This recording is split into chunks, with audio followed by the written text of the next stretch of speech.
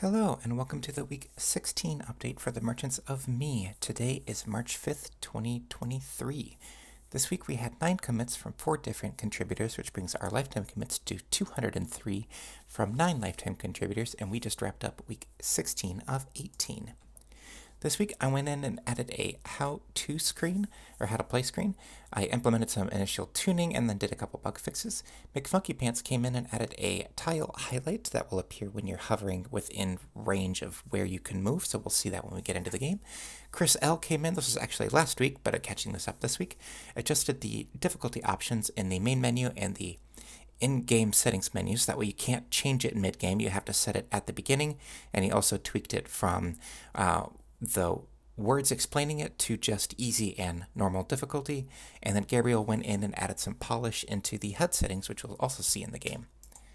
So let's pop on over and see the demo here. We'll start at the beginning. So let's first take a look at what Chris added here. So we changed the difficulty from saying 1 point per tile to as far as you can want, and just changed it to easy and normal, and you can toggle back and forth between them. So if we press new game here, you can see McFunkyPants added the white tile in here, which demonstrates how far the player can move. So if we were to go 5 units away from the player, then you can see that it stops showing up.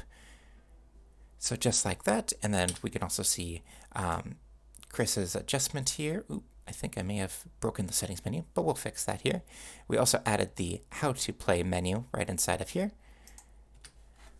And then Gabriel went in and added some HUD changes up here into the top left.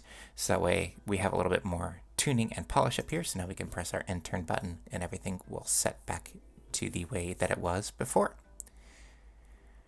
We also implemented some rounds of tuning, so now instead of having it be 1 item or 2 items, it's now 5, and then once we collect all that, then it'll be, I think, between 4 and 8 for the secondary objectives, and we also increased the amount of turns that you have left, so now it's, I believe, 20, if I'm not mistaken.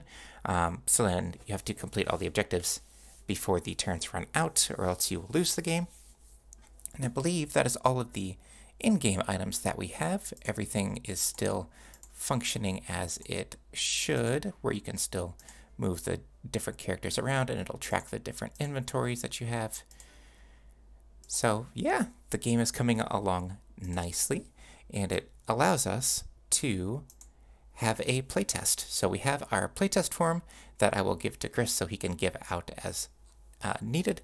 So it has the link to the game as well as the password to the game in order to give us some feedback on what we can do in these last couple of weeks. So we have a couple weeks left. We already have a list of bugs that we want to get through, as well as a final pass on the polish. And maybe we'll adjust some tuning. It will analyze the playtest results, but we are on the downhill slide of the project. So thanks everybody, and we look forward to hearing from you soon.